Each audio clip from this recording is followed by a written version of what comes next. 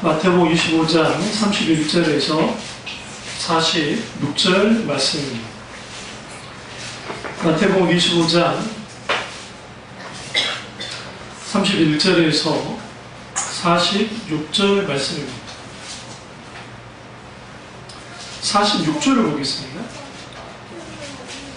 그들은 영벌에 의인들은 영생에 들어가리라 하시니라.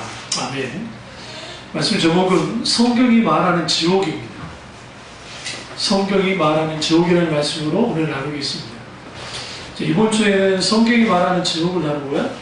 다음 주에는 성경이 말하는 천국을 다루겠습니다. 그리고 또 다음 주 오후 예배 때는 이제 제가 영상을 좀 하나 볼 텐데, 그래서 그걸 통해서 한번 여러분이 어떻게 천국과 지옥에 대해서 깊이 이해할 수 있는지 이 부분을 다루도록 하겠습니다.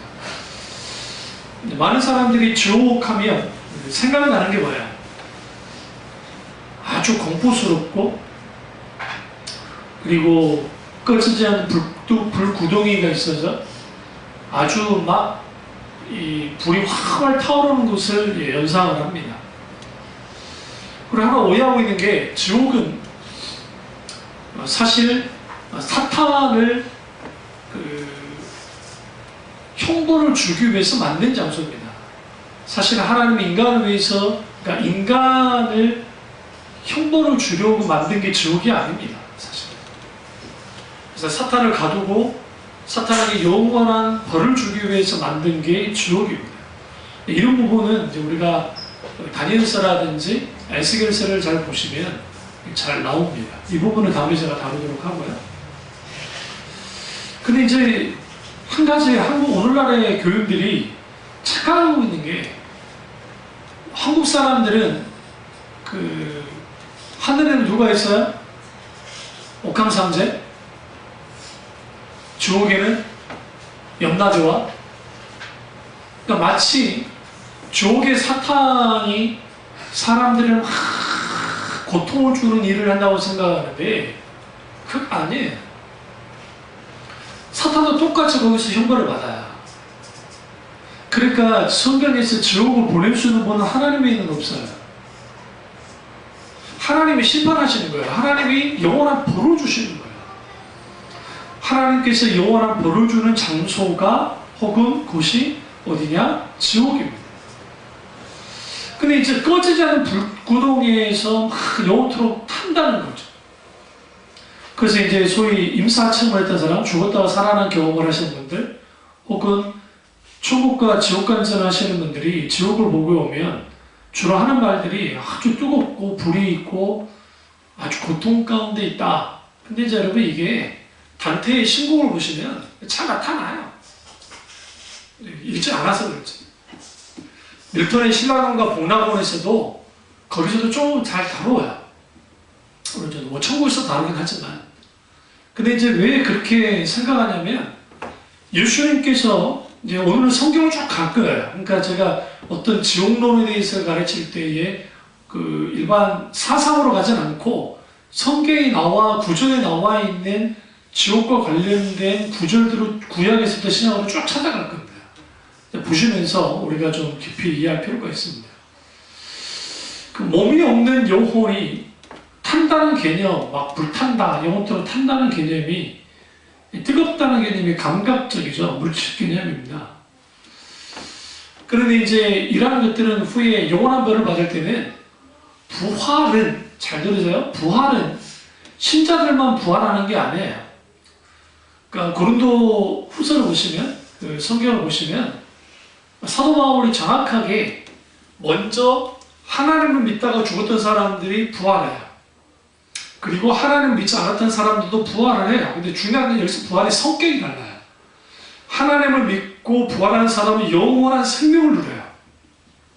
그러나 하나님을 믿지 않고 부활하는 사람들은 영원한 형벌을 받아요. 이게 심각한 거예요. 여러분, 내가 자살해가지고 죽고 끝나면 괜찮아요. 솔직히 까놓고. 안 그래? 안 그래. 파스칼이 수학자인데요. 밤새에도 판사라는 책, 영어로는 판세, 이제 불어로는 빵세라고 하는데요.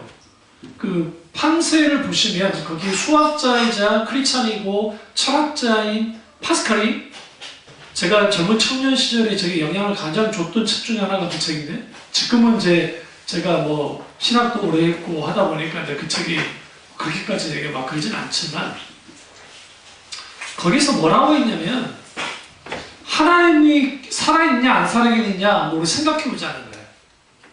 진짜 하나님이 있는지 없는지 한번 생각해보자.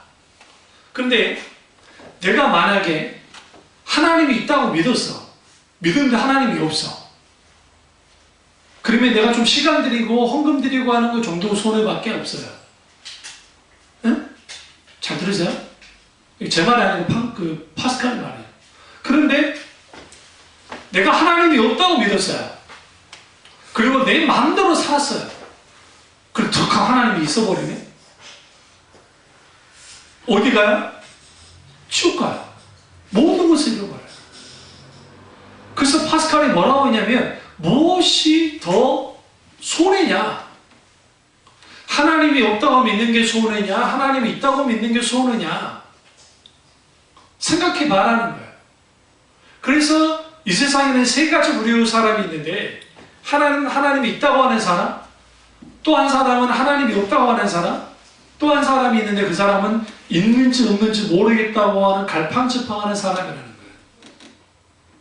근데 결국은 하나님이 살아계시냐 안 살아계시냐, 천국이 있느냐 지옥이 있느냐를 따질 때에, 만약에 내가 하나님이 있는 줄 알고 믿었고 천국이 있는 줄 알고 믿었는데 죽어보니까 아무것도 없어. 나는 말 그대로 종교로서 기독교를 믿은 거지. 근데 실제는 아니었어, 만약에. 그러나 이런 것은 내가 종교생활한 거, 내가 헌금 드리는 거, 그 정도의 것이지만, 만약에 내가 하나님을 안 믿었어요. 왜? 안 살겠다고 생각했습니까? 그랬는데 막상 죽어버리고 하나님이 계시네. 난 모든 것을 잃어버려요.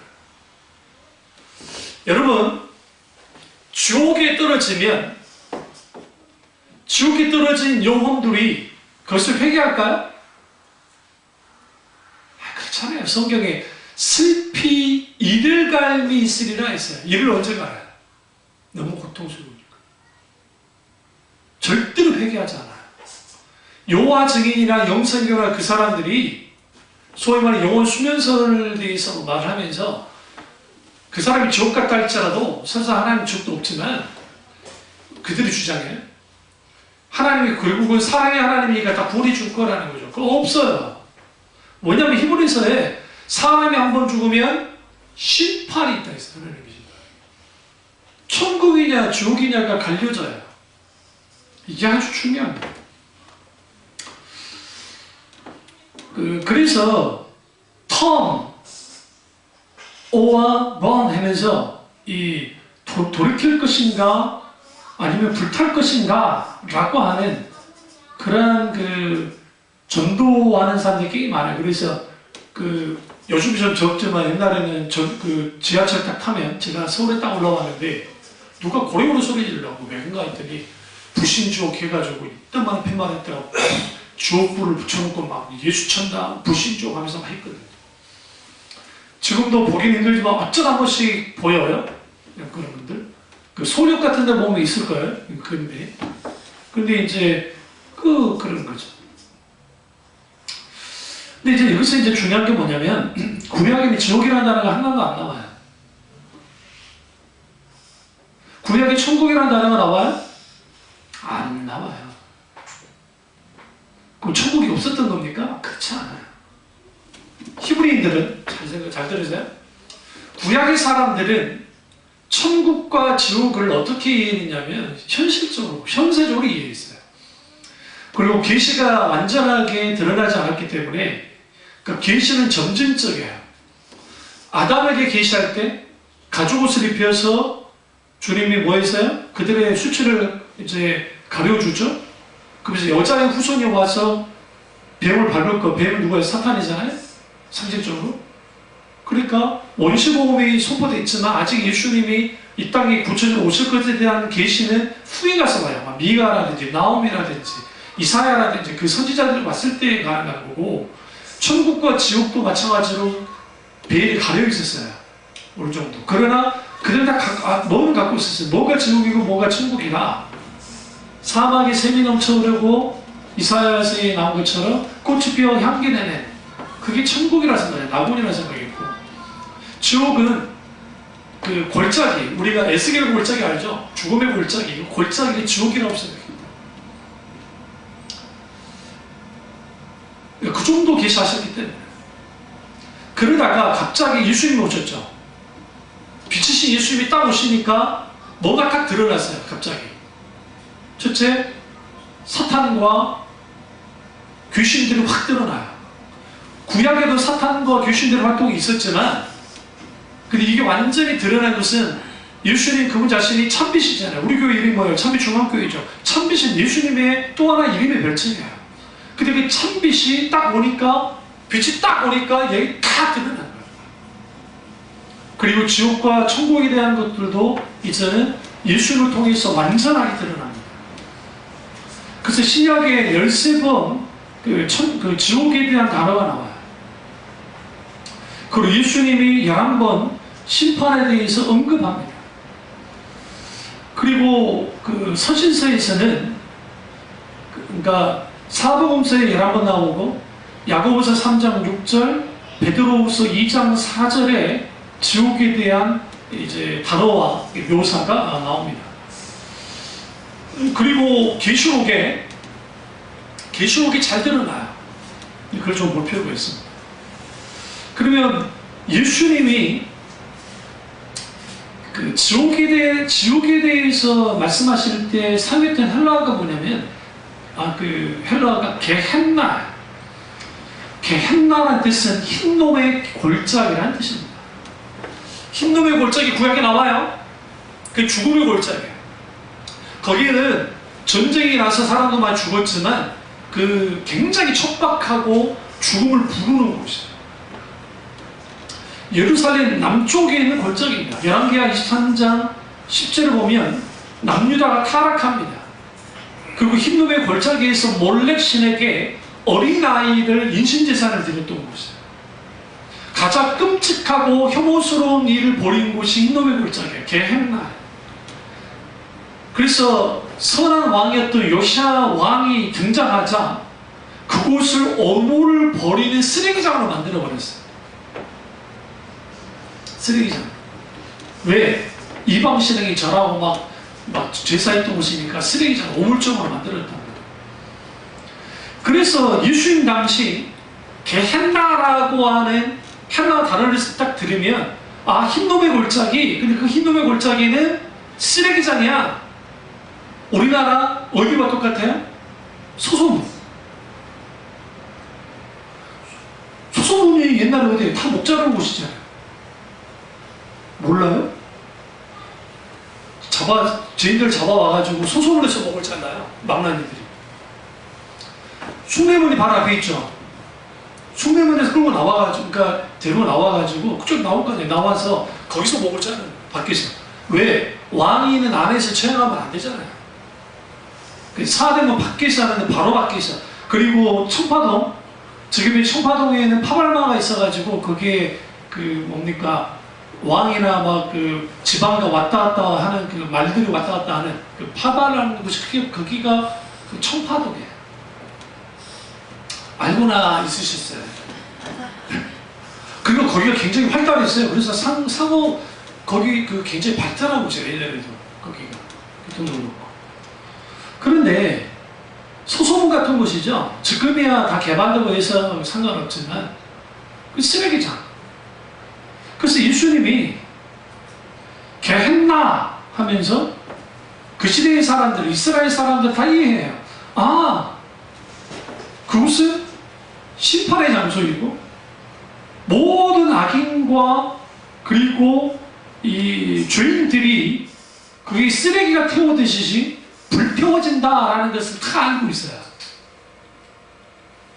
그래서 예수님이 마가복음 9장 48절에 구더기도 죽지 않는다. 지옥에서는 불이 확 타는데 구더기도 죽지 않는 그러한 고통에 대해서 말씀하십니다.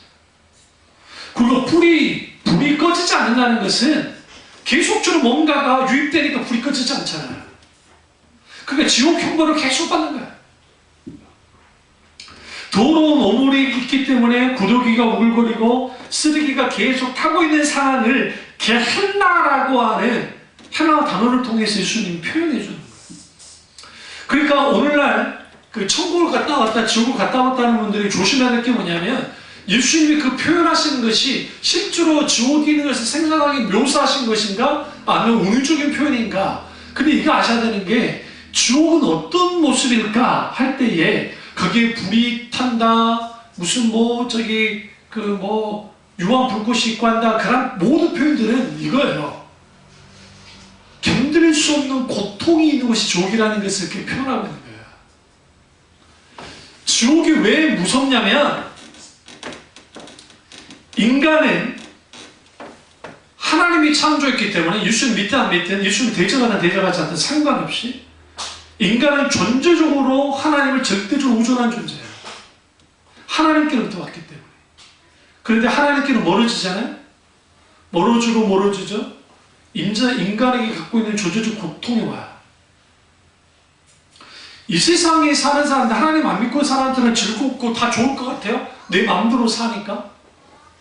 그런데 그거 아세요? 나이가 먹고 인생 살다 보면 그늘들이 있는 거. 이상할 정도로 예수님을 믿는 크리스찬 연예인들과 예수님을 믿지 않는 크리스찬 연예인들의 그 삶의 모습 보면 달라요. 잘 들여다보세요. 진짜 잘 믿는 크리스찬들을 보시면 달라요. 회한을 막 드러내지 않아요. 왜냐하면 천국에 대한 소망이 있기 때문에. 그래서 거기에 지옥의 유황불과 암흑과 그리고 거기에 뜨거운 어떤 불길과 그러한 것들이 나를 태우니까 그 고통 가운데 있는 그 자체가 나를 고통스럽게 하는 것만이 아니라 그 자체 속에서 뭐가 문제가 되어지냐면 하나님 부재예요. 하나님이 그곳에 계시잖아요. 물론 하나님 형벌로서 하나님 어두운 곳에 계시지만 하나님은 그들에게 조그마한 은총도 베풀지 않아요. 하나님의 은혜가 사라져버린 인간의 상태에는 그 고통은 견딜 수 없어요. 예수님 믿지 않는 사람들을 지금 하나님 은혜가 있는 거 아세요? 하나님을 대적하는 인간들에게도 하나님 지금도 은혜를 베풀고 있어요. 죽기 전까지는. 그러나 그들의 생명이 딱 끝났을 때 하나님의 은혜가 걷어져요. 그래서 예수님이 그러잖아요. 아니 시편 기자들이나 구약의 하나님의 사람들 그러잖아요. 하나님은 골고루 악인이나 선이나 골고루 은혜의 빛을 단비를 내리시고 은혜의 빛을 비추십니다. 그러나 그들은 하나님 없이 살면서 내가 잘 나가면서 산다고 하지만 그들이 결국은 뭐다? 패망합니다. 심판을 받는다라고 구약이든 신약이든 똑같이 말하고 있습니다. 그래서 욥기서에 보시면 욥기서 25장 6절에 하물며 벌레인 사람 구덕인 인생이라. 여러분 사람을 향해서 벌레라고 해요. 구덕이 인생이라고 합니다. 그러니까 오물의 구더기 같은 무가차고 더러운 인생 사는 것이 얼마나 힘들었습니까? 심판하고는 소멸된 무가치한 쓰레기가 되지 않기를 주님이 원하시는 거예요. 이사야 4장 4절에 이는 주께서 그 심판하는 영과 소멸하는 영으로 시온의 딸들의 더러움을 씻으시며 예루살렘의 피를 그 중에서 청결케 하실 때가 됩니다. 심판하는 영과 소멸하는 영으로 더러움을 씻어준다잖아요. 시온의 딸.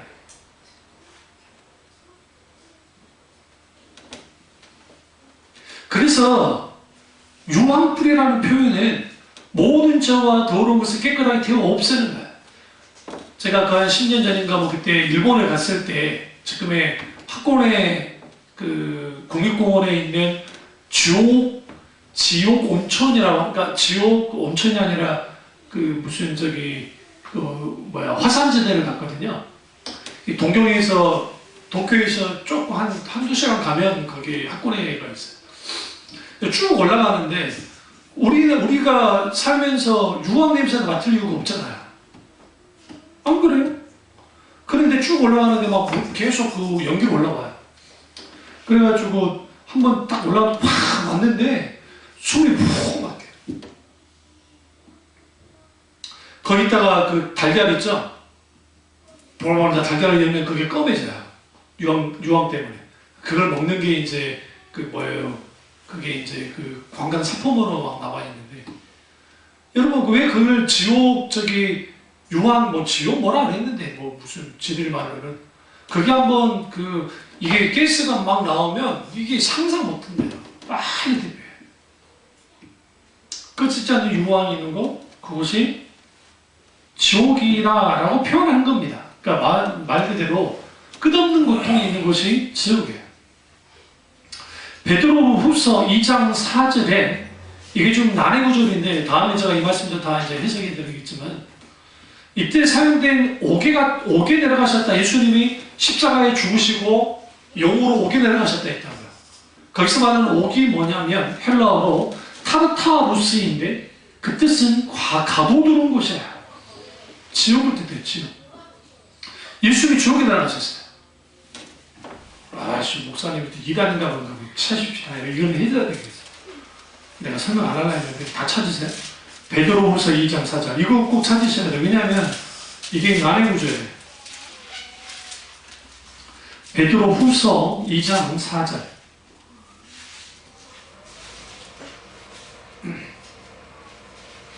하나님이 범죄한 천사들을 용서하지 아니하시고 어디 던져? 지옥에 던져 어두운 고등에 심판할 때까지 지키게 하셨으며 옛 세상을 용서하지 않으시고 오직 의를 전파하는 노아의 그 일곱 식구를 보존하고 경건하지 않은 자들 세상의 홍수에 내리시며 하면서 쭉 나오거든요. 그러니까 범죄자를 용서하지 않아서 지옥에 던진다, 이 지옥에 던진다라는 표현이 이제 말 그대로 이 사탄이든 누구든 간에 다 거기에 던져집니다. 근데 이제 예수님 옥에 내려가셨다라는 말씀은 보시면 베드로 전서 3장 19절 그가 또한 영으로 가서 옥에 있는 영들에게 선포하시니라. 여기서 이 옥도 지옥을 뜻합니다. 근데 누구에게 그러면 선포하는 거냐? 노아의 방주, 20절에 보시면 노아의 방주 때 다 심판받는 사람들에게 8명만 살았죠? 그럼 왜 쟤는 예수님이 지옥에 왜 갔어요? 옥에 왜 내려가셨어요? 구원하려고? 이 구조를 가지고 카톨릭에서 연옥을 주장하는 거예요. 이런 거죠. 이 연옥과 전혀 상관없어요. 이 단어 자체도 지옥을 뜻하고. 그럼 왜 예수님이 승리하셨음을 선포하고 선언하는 거예요. 결국은 물심판 때 그들이 왜 죽었는지 몰랐잖아. 생각해보세요. 갑자기 비가 내려서 다 쓰러져 버려요. 그러니까 자기들은 왜 죽었는지 몰라. 얼마나 오르고 억울하겠어요. 자기들 입장에서. 하늘을 열리면서 하나님이 심판을 벌였으니까. 그러니까 하나님의 심판은 정당했고 정의로웠고 더 중요한 것은 예수 그리스도가 그래서 사망 권세를 이기시고 승리하셨다는 것을 선언하고 선포하는 거예요. 전도하려고 이들을 구원하라고 주님이 내려가서 한 게 아니에요. 그래서 이 구조는 난해 구조예요.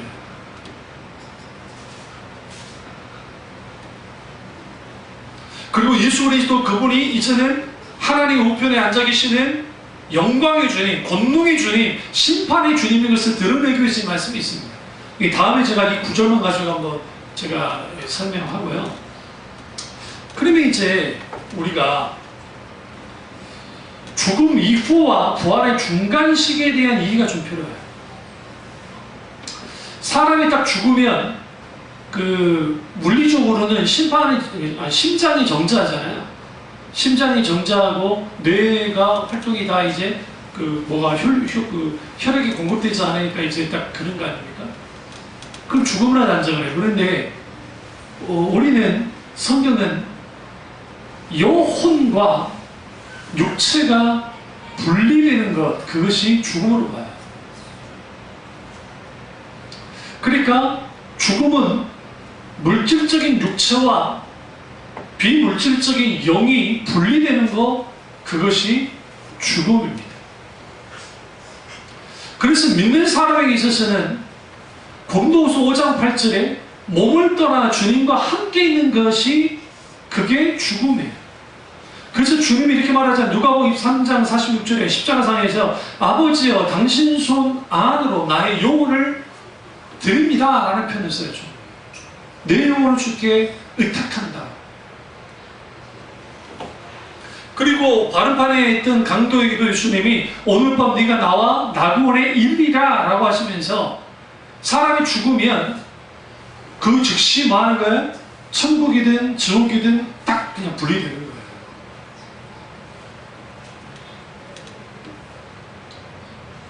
그러면 불신자의 죽음은 어떤 거냐?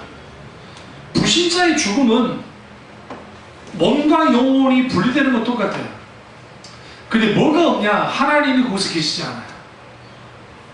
주님의 분재예요. 이미 죽자마자 고통이 다시 시작돼요. 왜 자살의 문제냐면요. 그러니까 우리 개혁신학에서도 논쟁이 있어요. 자살한 사람 다 지옥 가냐? 아니 지옥 가지 않느냐? 이거 가지고 논쟁을 해요. 김다주 목사님 같은 경우에는 자살한다고 지옥 가지는 않는다고 주장하게 돼요. 제 멘토이긴 하지만.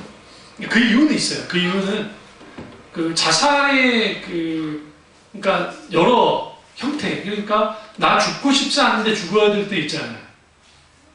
전장에서 그러지 않아요. 나는 죽고 싶지 않아. 근데 내가 희생돼야지 살 수 있어.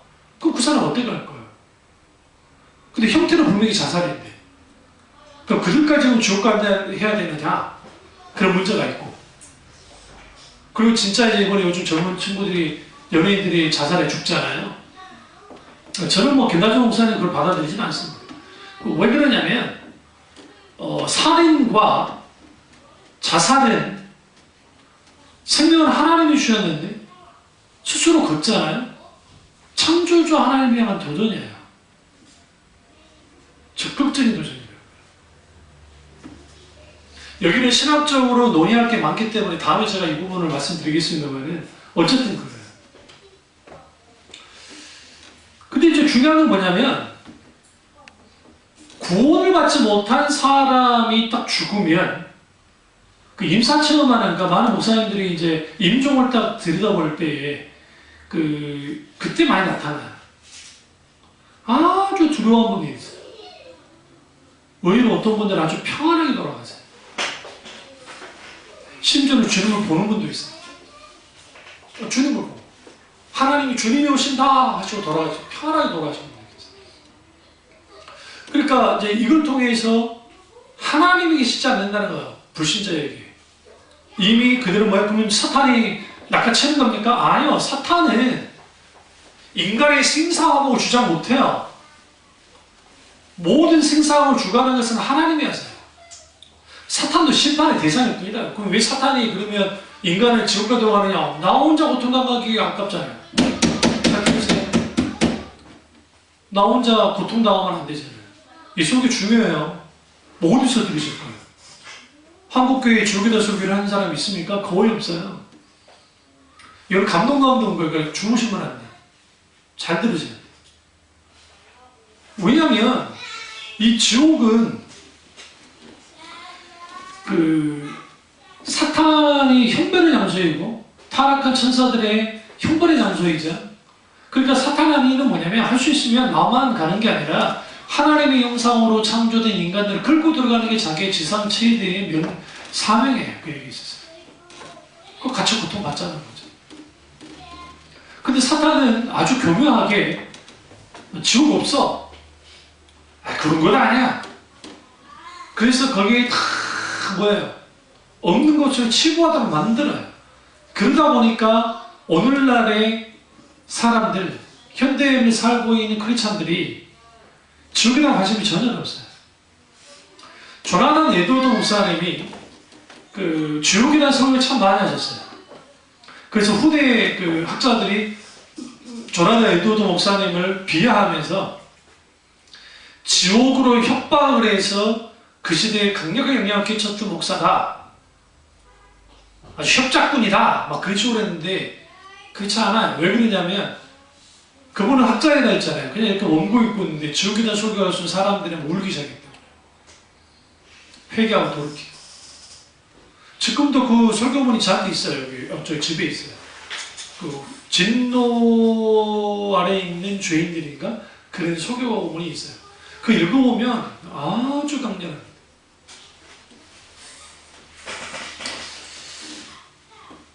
그러면 이제 우리가 이 중간기라 시기란 말은 뭐냐면 예수님이 승천하셨고 예수님이 재림하셔야 새하늘과 새 땅이 이 땅에 임하잖아요.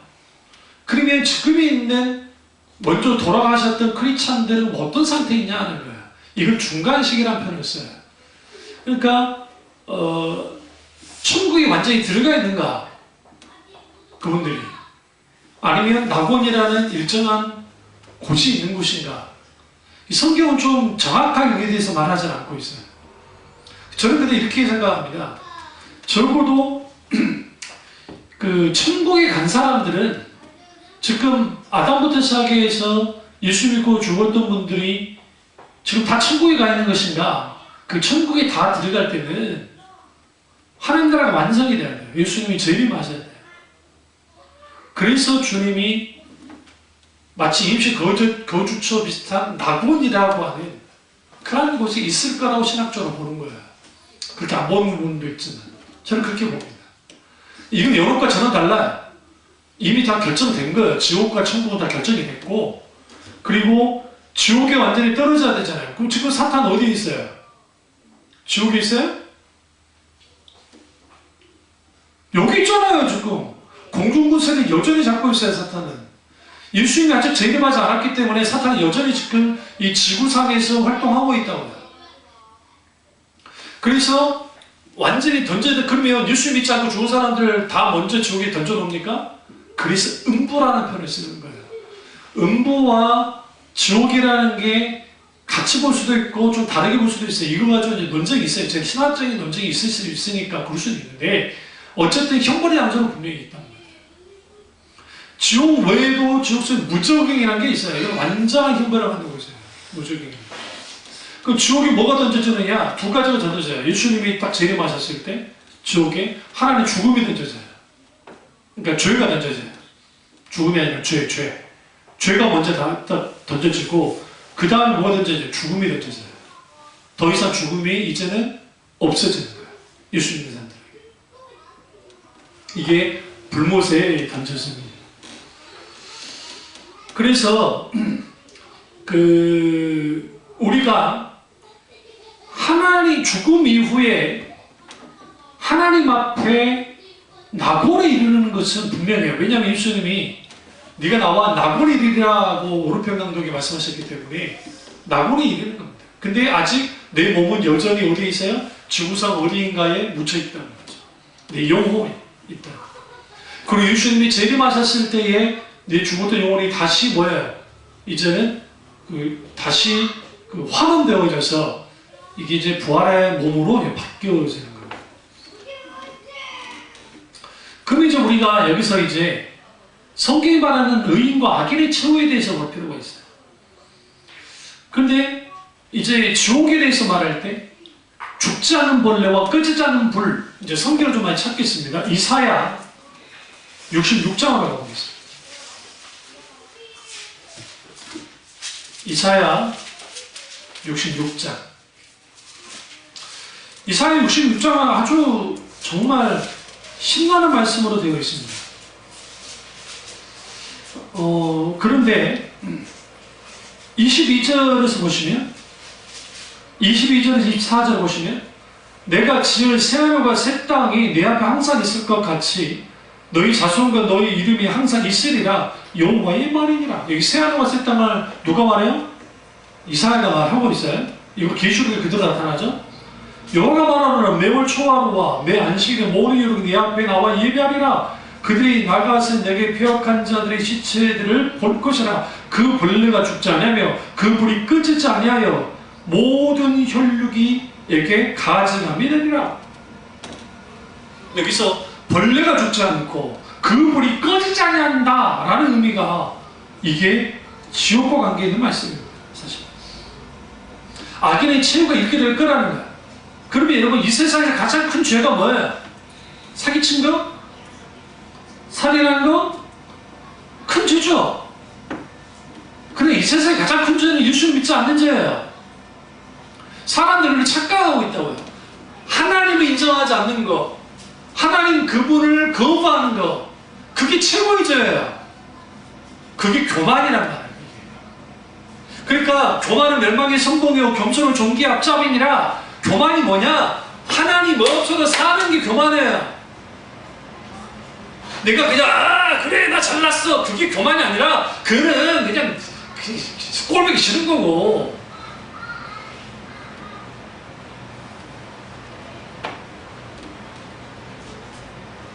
교만은 뭐냐? 하나님이 없어도 사는 거, 하나님이 인정하지 않는 거, 하나님 믿지 않는 거, 그게 최고의 죄예요. 어떤 사람은 법업주로 사는 사람이 있어요. 예수 믿지 않아도요. 근데 그런 사람도 예수님을 안 믿어요. 이상하게. 왠지 아세요? 나 같은 사람은 천국 갈 만한 사람인 거예요. 동양인들에게는, 우리는 아시아인이잖아요. 뭘 갖고 있느냐? 공덕신앙. 그러니까 나는 적어도 큰 데 잠깐 난 좋은 데를 갈 수 있어 라고 생각해요. 그게 머리에 박혀있어요. 당장 교회에서 권사님, 나이트 보세요, 장로님, 수집사님, 천국 갈 수 있겠습니까? 글쎄요. 그런 분들이 있어요. 왠지 아세요? 지금 내 상태를 보니까 천국 갈 만한 것은 아닌 것 같아요. 뭘 갖고 있느냐? 그게 좋게 말하면 자기 신앙의 겸손으로서는 인정을 해주겠는데, 왜 그러느냐? 내가 뭔가 천국 갈 만한 뭔가를 해야 된다는 생각을 해요. 소위 천국 간증과 지옥 간증에서 가장 병폐가 뭐냐면, 아주 유익도 있지만 병폐는 이전보다 교회 봉사 잘하고 헌금 잘하고 예배 안 빠지고 열심히 뭔가 해라, 그렇지 않으면 지옥 간다라고 하는 일종의 신앙 공식을 만들어내요. 그러니까 그 자체는 무조건 틀렸다는 할 수는 없는데, 여기에 뭐가 딱 들어가냐면 얽매이기 쉬운 율법주의가 딱 들어와요. 구암흑의 여자 집사가 전국 박박을 지금도 돌아다니면서 천국 간증을 하는데, 자기가 그 주일 성수 안 하고 돈 잘 벌다가 사업 잘해가지고 차 타고 가다가 차가 큰 사고 나가지고 거기서 임사체험하고 죽다가 살아나가지고 천국을 보고 지옥을 보고 왔다, 그런 거예요. 그러면서 그 사람 간증을 제가 한번 들어봤거든요. 들어보니까 11일주 안 하고 주일 성수하지 않는 것들은, 이런 것들은 막 도둑이고 뭐 어쩌고 하면서 거기서 막 율법주의로 탁 얽어매고요. 그리고 우리가 말하는 그 공동신앙으로 가게 됩니다. 그럼 물어봅시다. 저 우리 권사님에게 제가 신성조 목사님 책을, 내가 본 지옥과 천국이라는 책을 읽게 했고, 그 다음에 이제 다음 주 오후 예배 때 제가 신성조 목사님 한번 제가 인터넷으로 한번 들려드릴 거예요. 보게 해드릴 거예요. 여러분이 얼마나 영적인 분별이 있는지를 보겠습니다. 근데 그분은 교수예요. 총신대 교수셨어요. 그리고 충영교회 담임 목사도 하셨고. 근데 이제 제가 왜 그러게 했냐, 하나님이 그분을 비춰서요. 근데 왜 한국교회 지옥 보고 왔다 천국 보고 왔다가 중요한 줄 아세요? 왜 중요할까? 첫째, 하나님이 어쨌든 살아계신 거고 어쨌든 살아계시지 않는 것 같아. 신자들의 영적 상태.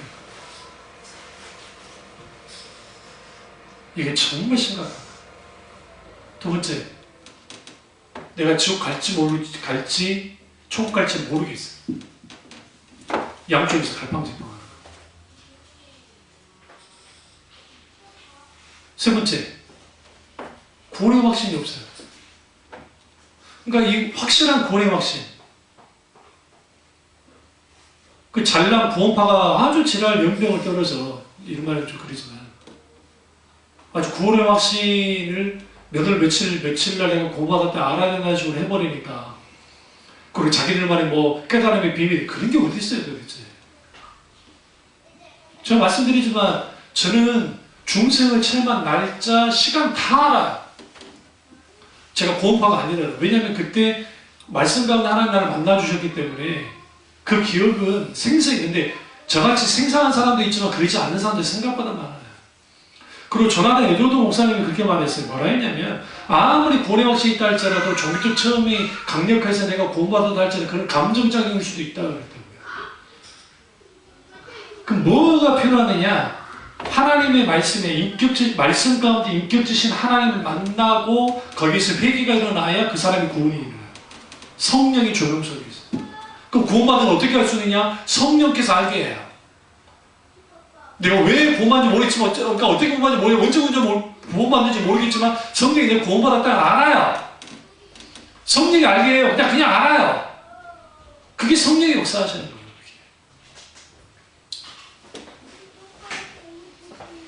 그래서 우리가 이사야서에서 새하늘과 새 땅에 대해서 말씀하시잖아요.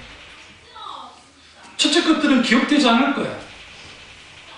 결국은 하나님의 이름이 항상 있게 될 거라고 말합니다.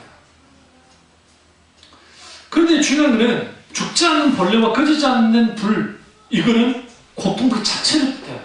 그러니까 천국이 왜 힘드냐? 하나님의 은총이, 은혜가 하나도 없고 하나님의 부재 상태이고 인간은 존재적으로 스스로 버틸 수 없어요. 존재할 수 없어요. 존재할 수 있을 거라 생각하죠. 이 땅에는, 그러면 이 땅에 하나님 믿지 않는 사람들이 왜 버티느냐? 그 이유가 있어요. 좀 말씀드렸죠. 여전히 하나님 은혜는 있다고.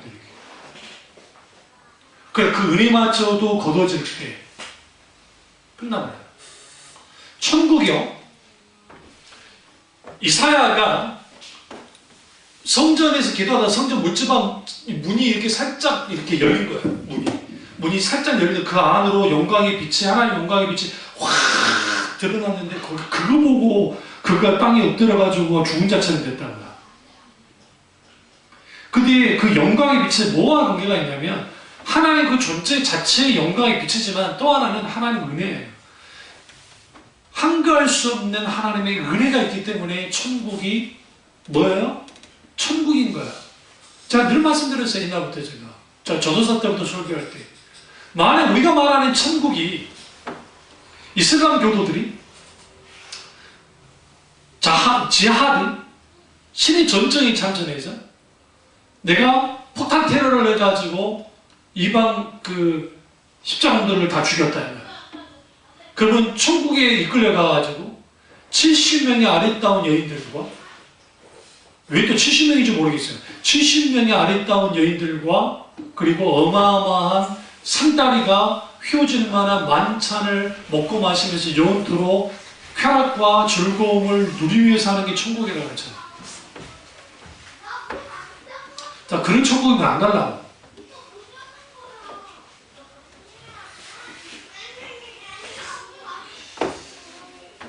그 천국 간증하신 분들이 예전에 제가 어렸을 때 그게 한참 입신이 천국 환상 봤다는 게 많아가지고 제가 고등학생 때 그게 유행했어요. 저희 때. 근데 아파트 평수, 그러니까 내가 천국 갔더니 누구 집은 아파트만 50평 막 큰 저택 막 그러더라. 근데 우리 집 갔더니 새빵살이를 하고 있더라. 하면서 주님, 내가 왜 이렇게 됐나요? 그러니까 네가 나를 위해서 심지 않았고 전도도 하지 않아서 그런 거야.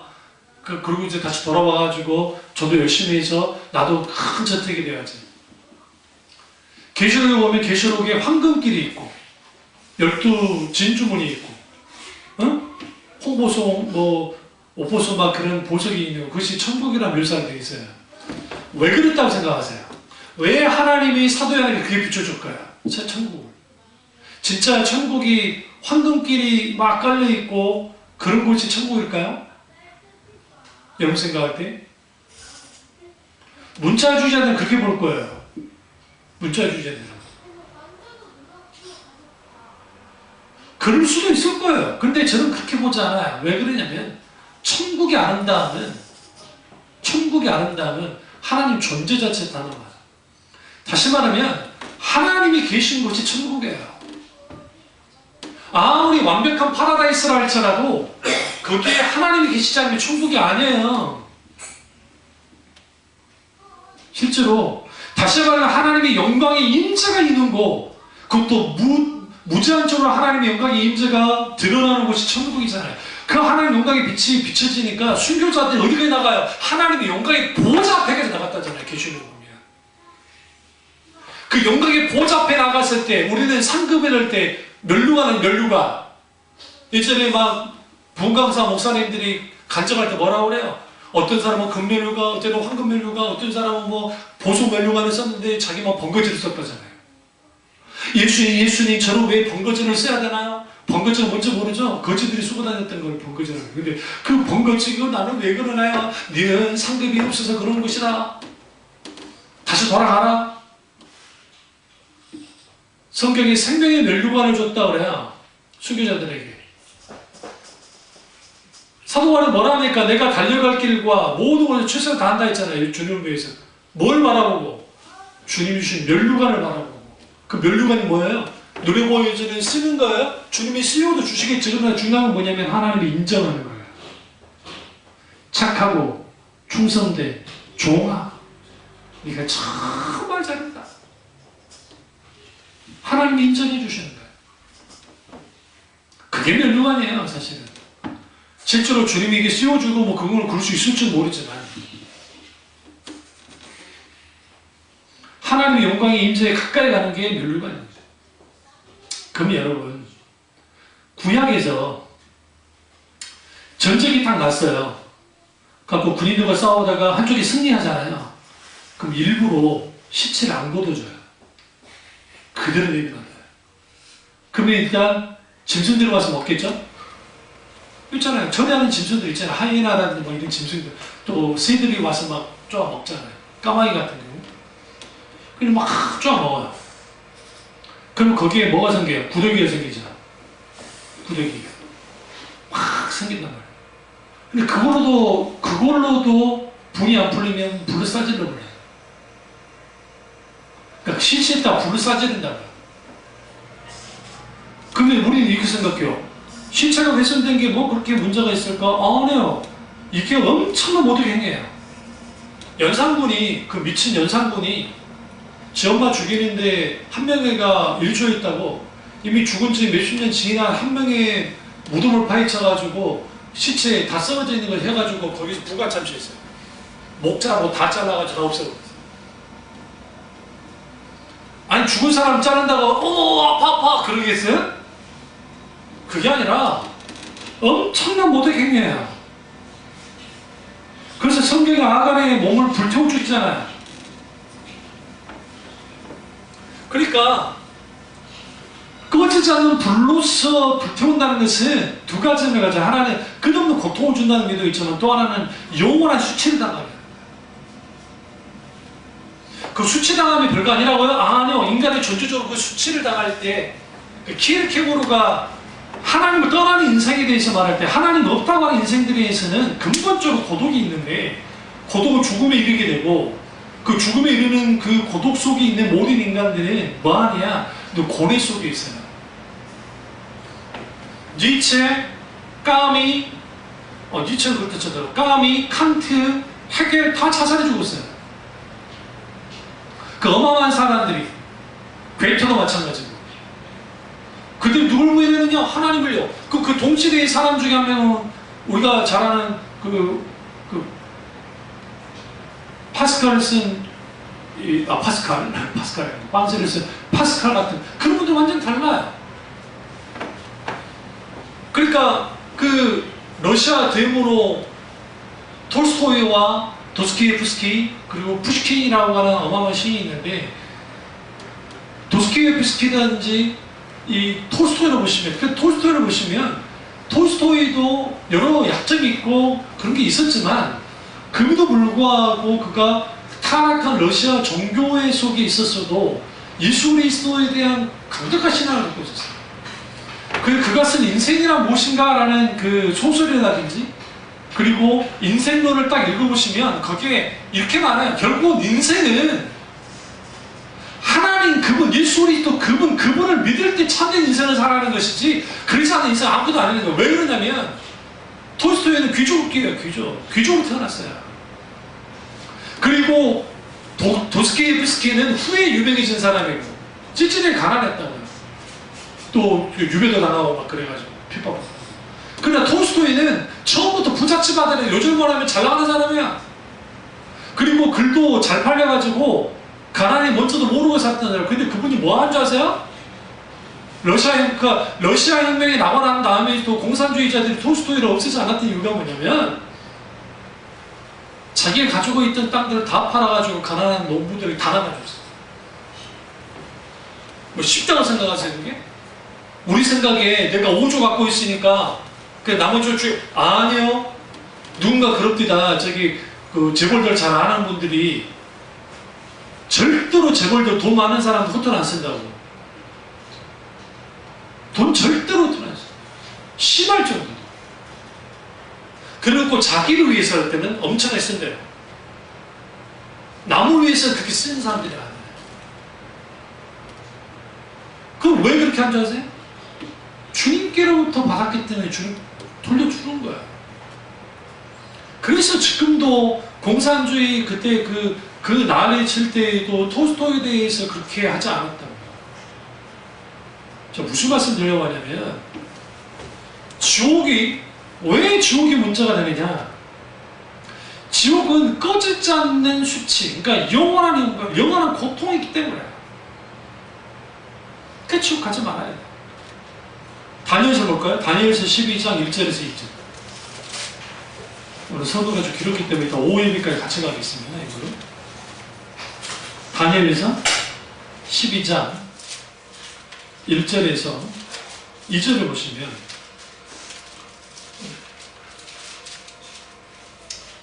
그때에 내 민족을 호위하는 큰 군주 미가에게 일어날 것이요 또 환란이 있으리니 이는 개국 이르러 그때까지 없던 환란일 것이며 그때 내 백성 중 책에 기록된 모든 자가 구원을 받을 것이라. 땅의 티끌 가운데 있는 자는 중에서 많은 사람이 깨어나 영생을 받는 자도 있겠고 수치를 당하여서 영원히 부끄러움을 당할 자도 있을 것이며 영원히 수치를 당하고 영원히 부끄러움을 당할 자도 있을 거예요. 여기서 보면 큰 군주라는 표현을 썼잖아요. 그래서 여러분 군주 할 때 성경에서 대천사는 미가엘 외에는 없어요. 사실. 미가엘 천사장. 그러면 이 미가엘 천사장이 뭐예요? 사탄과 싸워요. 근데 이 싸움은 처음에 있었던 싸움이 아니에요. 왜 그러냐면 이거 한번 잡아두세요. 이게 나누셔야 되는데 계시록 한번 가겠습니다. 마지막 주님이 오실 때 어떤 일이 벌어지는지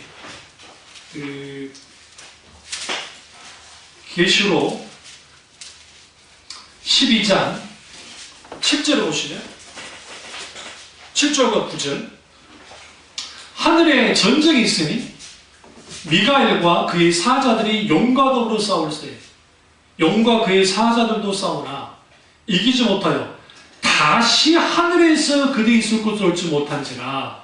큰 용이 내쫓기니 옛뱀 곧 마귀라고도 하고 사탄이기도 하며 온천하는 꾀는 자라. 그 땅으로 내쫓기니 그의 사자들도 그와 함께 너에 쫓기니라. 여기서 전쟁이 있었다. 이건 뭐냐? 예수님이 이제 재림을 하시는데 예수님이 재림하기 전에 누구를 먼저 보내냐면 미가엘과 천사들을 먼저 보내는 거예요. 이때는.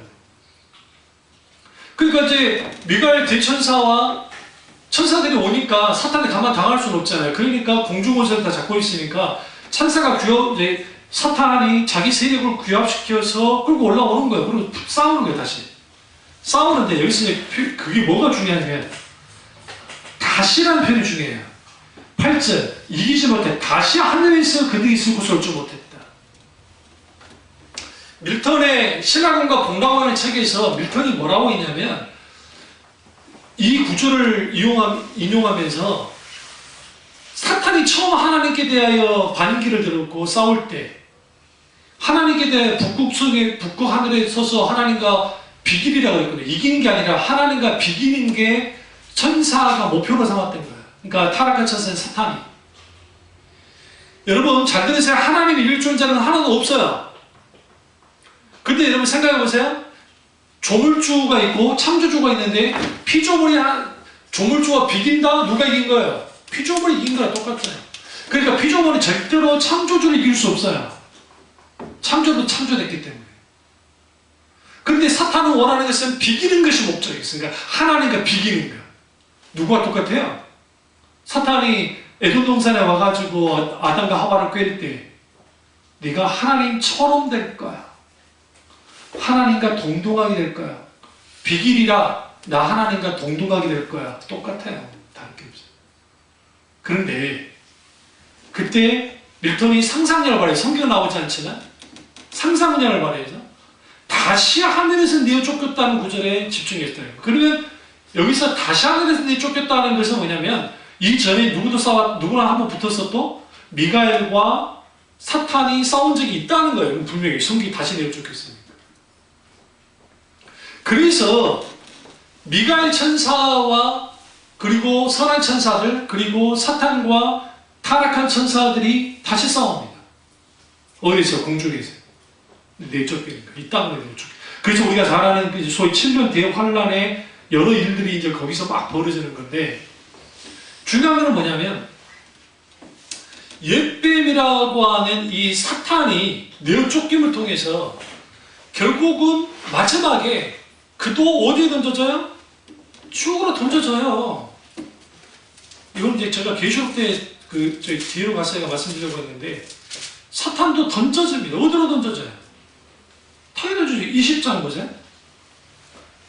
계시록 20장 1절부터 볼게요. 내가 보니 천사가 무저경의 열쇠와 큰 쇠사슬을 그의 손에 가지고 하늘로부터 내려와서 용을 잡으니 곧 옛뱀의 마귀요 사탄이라 잡아서 1000년 동안 결박하여 무저경에 던져놓고 잠그고 그 위에 임보하여 1000년이 차도록 다시 만국을 미혹하지 못하게 만들었단 말이죠. 그리고 7절에 이제 이게 좀 복잡하니까요. 1000년이 참에 사탄의 고국에서 놓여졌어요. 그리고 다시 미혹해요. 그러자 이제는 10절을 보세요. 또 그들을 미혹하는 마귀가 불과 영혼에 던져지니 거기는 그 짐승과 거짓 선지자들에서 세세토록 밤낮 괴로움만. 여기서 세세토록이라는 것은 영원토록 밤낮 괴로움을 받게 되는 거예요. 한번 놓아주는 것은 주님이 왜 놓아주느냐 그 이유가 있어요. 주님이 재림할 때에 예수님을 믿고 견딘 남은 자도 있겠지만 예수님을 믿지 않고 남은 자가 있을 수 있잖아요. 믿지 않고 그들을 한 번 더 속아야 돼요. 속아야 되니까 사탄 다시 풀어요. 사탄 다시 미혹해요. 최후의 심판을 주님이 그래서 그때 하는 거예요. 그리고 어디에 던져요? 지옥에 던져요. 불과 여왕으로서 지옥에 던져요. 그 지옥에 던져요. 그럼 지금 이 미가엘 천사가 사탄과 싸우고 그리고 실제로 그 일들이 벌어지면 종말이에요. 이제 일단 시간이 많이 갔기 때문에 오후 예배 때 제가 이걸 이제 신약으로 와가지고 구체적으로 신약에서 뭐가 지옥인지 그러니까 어떤 것이 지옥이고 어떻게 지옥이 됐는지를 쭉 한번 다루도록 하겠습니다. 기도하겠습니다. 기도하실 때 우리가 정말